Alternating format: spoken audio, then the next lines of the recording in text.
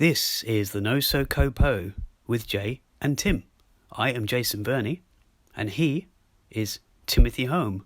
You'll actually hear Tim in a minute or two in this episode of the Not So Korean podcast. As you probably know, and as we always say, we usually record this live in UK's Koreatown itself. That's an area in and around New Malden. Yes, that's the largest Koreatown and Korean community in Europe. In this on the fly, on the go, on the move episode, Tim interviews Jason, that's me, about my film Reparation, which has recently been in the Kingston International Film Festival, and the interview takes place in Kingston.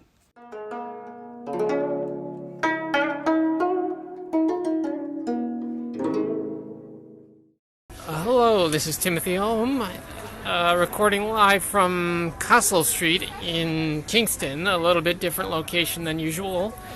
But not far away from where the Kingston International Film Festival will be held next week, or it may have already happened depending on when you're listening to this podcast, but it's in June, the end of June 2022, the first Kingston International Film Festival. And one of the participants in that festival will be Jason C. Verney, my podcast co-host and longtime friend as well. And I also helped him out with his film, which is called Reparation. And so his film will be screening at the festival next week. And we're here to talk a little bit about it and what he's been doing for the festival. So Jason, do you want to tell me about your film and how it got into the festival and so on? Yeah. First of all, it's funny that we're here because we're in Castle Street, as Tim said, and that's very well known for it's almost a food street, isn't it? And it's got harangue, we've mentioned before, so I just find it's a great place to do this interview, really. So about the film itself, it's a mystery. It's an overall mystery film, drama, but it's also a social drama. So I want people to know that before they go in, really. So when you read the synopsis, it's there. It mentions and it touches on Sewell Ferry. It touches on gentrification, Grenfell, corporations. But if you put that aside, it's this mystery, this kind of story that's going on with this girl that's being watched through CCTVs. The two Korean girls are watching what this girl is doing, and as you said, you were involved with some of this, and you were involved with these scenes, the one with the girl. We'll call her the girl for now. And the other characters, Sil and Sujung, they are watching and wondering what he's doing. So they're watching it live on CCTV, and they're meant to be doing their studying, and they're distracted by that. So the story, there's a lot of talking in the film, but there's a lot of as I keep mentioning the word mystery, there's a lot of mystique, a lot of music as well, actually. So I've tried to do what I did. It could have been a much shorter film. It's a 30-minute drama, but I kept adding stuff about the state of the world, or the state of the world in Korea, and basically it's about loss as well. Loss and it's loss and lost lives perhaps. So I can tell you how it came about. Yeah, well, there's also a Korean connection involved with this project, and do you want to talk a little bit more about that? Yeah, apart from the two characters, which are Sil and Sojung, there's the Korean aspect. I guess it's because of my involvement with the Korean community and in Korean, and just in Korean stuff for the last 12 years or so, that I can't help but my ideas these days come from those issues. And in fact, I've got a couple of other ideas for two other mid-length shorts that I want to kind of put together with this one. Probably a bit based and filmed in New Malden. But yeah, going back to this one, it was actually quite funny how the Korean aspect came up, because originally I was going to have it where there was this girl being watched. It was actually a bit of interesting stuff. There was actually a relation in my family who's an actress, and she was going to play that role. So I already had that in mind, that this girl would be doing something. But I needed someone to be watching it. I needed two people to be sort of looking at what this girl was doing. And the only reason you could do that was through CCTV, or they could be some people that walk into the building. So that's when it kind of I thought, well, let's have two students. Maybe in my head I had this sort of typical picture in my head of Korean students, and I don't know why. Maybe it's too many films I've seen, and that. Then I thought, well, they can't just be watching the screen. Surely they've got to be doing something, and that's when their projects start to come out to why they, whether it's Korean or, as I mentioned before, Korean issues or issues also that are affected in this country. In fact, a few days ago, it was the Grenfell anniversary. If anyone knows what that is, the Grenfell Tower, which due to cladding and really bad sort of judgment, I suppose, with the builders, and also the people, the way it was treated in the media as well. There was a 2-minute silence the other day for it. So there's, and obviously the Sewell Ferry, there's connections there. So yeah, I couldn't help but just keep putting those stories in, and it kind of, although it's quite a wordy film, it does kind of work in a way, because you've got I think it does anyway. That's me saying it. Because you've got this, you've got this stuff going on elsewhere, which is kind of a break from what they're doing, and vice versa.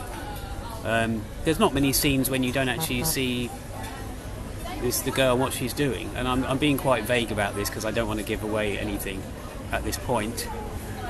Yeah, so that's a bit about the Korean connection, I suppose. Probably I could say more, but as I say, there's the names, the Korean, there's probably, I don't want to say too much, but there's probably hints that you could see in the film that are Korean related. I'm not going to say Easter eggs because I don't want to, I don't know, maybe they're not Easter eggs. Yeah. So if people are not able to see this film at the festival, will there be any other way they can check it out? Right, at this point in time, but it's already been in a couple of festivals in India. Now, they might not have been in-person festivals, but they were jury-led ones, so I'm not sure how many people actually sat and watched them, but the jury did. But yeah, so other than this one, the other festival it's playing at, which I'm going to Korea, as you know, Tim, because we're going to be separated for a while, but we'll deal with it somehow. Hopefully we'll carry on the podcast. But it's a festival in Korea called the Korea International Film Festival, and it's funny actually because it doesn't sound like one that's well known, but when I've spoken to one or two people, they've actually heard of it, and they have been in that kind of creative world as well. So that's where people will be able to see it, but it's going to play once in Seoul. Then as the months go on, there's potential it might play elsewhere in the country, like Mokpo or something, but I've not had any guarantees about that. The thing is, the thing is with Kingston as well, I'll just touch on this. The Korea one was great for me because I thought, well, finally it's got its audience, even though it's got a standalone story, you don't have to be into Korean culture to watch it and enjoy it. I was kind of thinking, that's brilliant. I couldn't be happier, But then the KIFF, this Kingston Film Festival came along, and it's not only on my doorstep and in our community, in the Kingston upon Thames area. Sorry about the noise. It's not me. I seem to have this affinity, and if anyone heard a podcast I did recently, separate from this Not So Korean podcast, I spoke about the affinity I seem to have with Kingston, starting about a decade ago when I met Kim Kobe. She was this actress. She's an actress in Korea, and that was in Kingston. And then I've done work down here, and then in 2017 I had some Korean-related video art. Again, that's not actually online available, but I will be making it available online. It's a very short video art. But I seem to have this, I don't know, something's drawing me back to Kingston. And the Edward Muybridge, the inventor of the moving image, basically.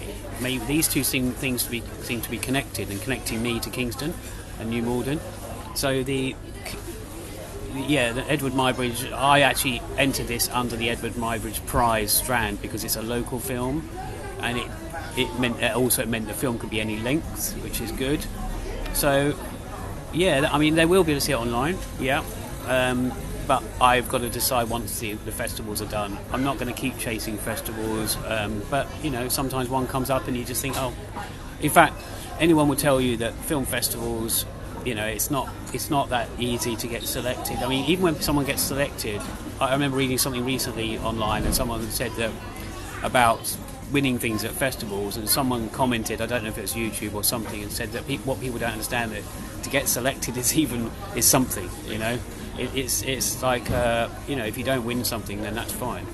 So that's basically, people will be able to see it, and I know there's people that want to see it, and I've promised they'll see it, but who knows at this point in time, maybe 2023 or late this year, 2022. Well, we'll certainly look forward to that. And so also there's a friend of ours has a film in the festival which you helped to enter into the film festival, the SESANG. And so do you want to talk a little bit about that, and also how you got more involved with the festival itself? Yeah. Now this is all I'm not involved with the festival as such per se, but because they knew that I had a Korean connection, I remember walking into there and giving my business cards. I think I ended up giving them 3 business cards: the Not So Korean podcast, my filmmaking one, and also my mini movie website one. And they then contacted me to ask if I knew Korean filmmakers or Korean films that would be good for this festival. So I did get in contact with a couple of people that we know. I won't go into that right now. And eventually, I was also, in the back of my mind, I kept thinking of SESANG because of Jules. This is a film actually that you were kind of involved with the funding and stuff, the backing, and I was at a later stage. And I kept thinking, she hasn't had that shown in the UK. And although this isn't like a competition strand, it's like a guest film. So there's a Malaysian feature film. These are features, and this one. And temporarily they had like a Memories of Murder, the Bong Joon-ho film with a Japanese wording on the website, and that was just a holding picture. So people might have thought, oh wow, they're going to play that.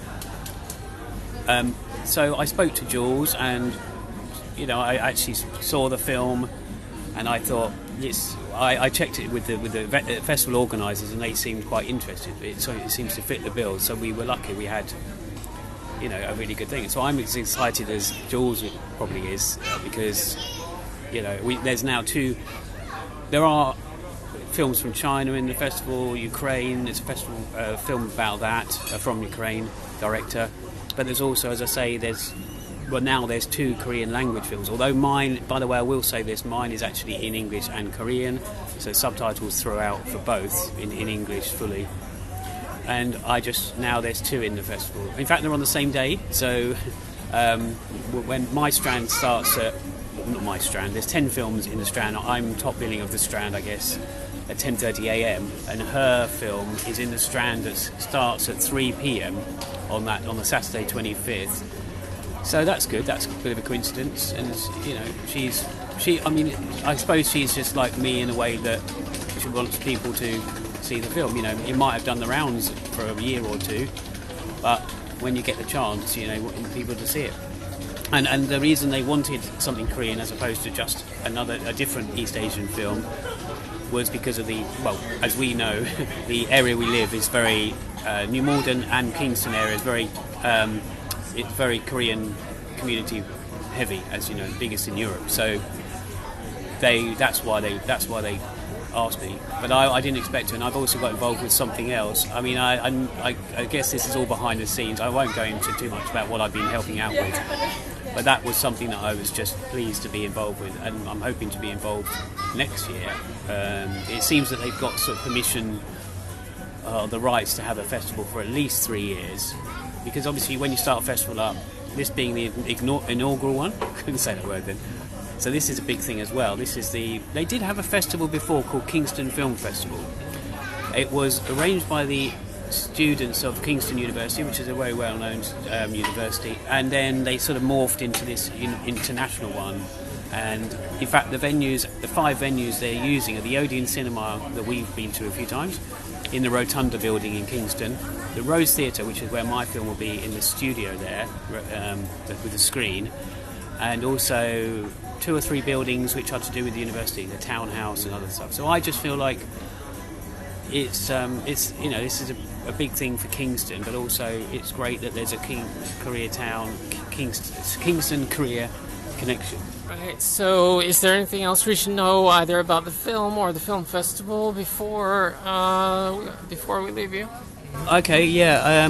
I mean, there's one thing. As I mentioned, this film is a bit of two things. It's kind of a standalone drama, and it's a social drama with certain issues. But I will say it's on the billing as experimental film, because I mean, to me, it's just a standard narrative film. But maybe the techniques I use, being a video artist, some of the techniques might be sort of not standard. But it's not experimental film as in you don't understand what the hell's going on. Like a lot of experimental films, you watch some lines on the screen and there's 10 minutes of that.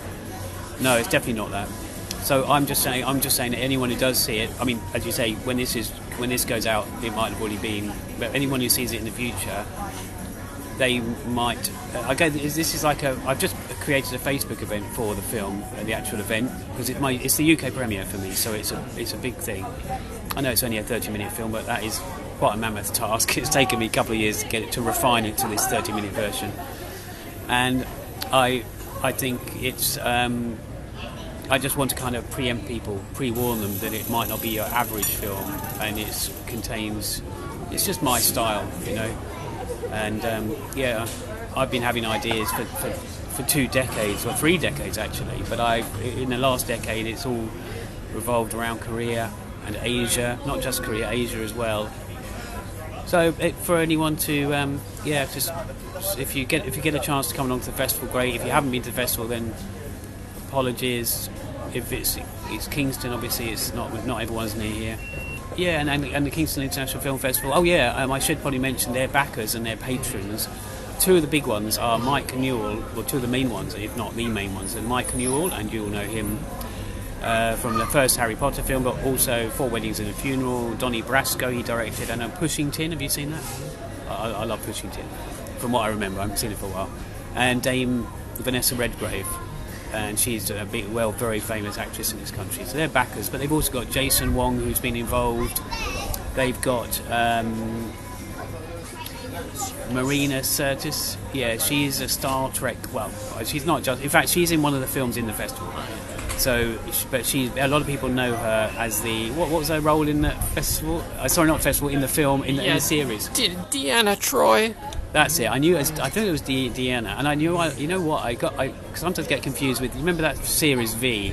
Because that woman was Diana, not Deanna. I know it's got nothing to do with Star Trek, but it's like. So she's there, and there's a stuntman who's done Harrison Ford stunts before, and there's the actor I mentioned who's been in Mission Impossible film. Oh yes. Doug Gray Scott. Sorry, yeah. Doug Gray Scott. There's actually quite big names, and bearing in mind this is just 3 days, 24th to 26th, Friday, Saturday, Sunday. I mean, there's a lot. 99 films, 5 venues, and 3 days. It's quite a lot packed in. So I'm going to be there, immersing myself. And Mike Newell's meant to be there quite a lot of the time, so people should see him. I'm not sure about everyone else at this point. David Cunningham, he's the organiser, one of the main ones, the head one really. They're going to have like a networking space in the rotunda, which is kind of the studio space at the moment where they're kind of setting it up. So I'm, again, it's that building that seems to be, that's where I first met Kim Kobe in there. There's something drawing me to Kingston, going back to that. So that's it really for that. Great. Well, it all sounds very exciting, Jason. So we will speak to you again soon, maybe after your film shows at the film festival. Cheers. Yeah, that sounds great. Okay. Cheers, Tim.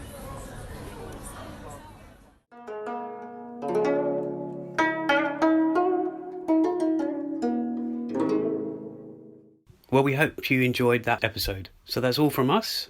안녕히 계세요.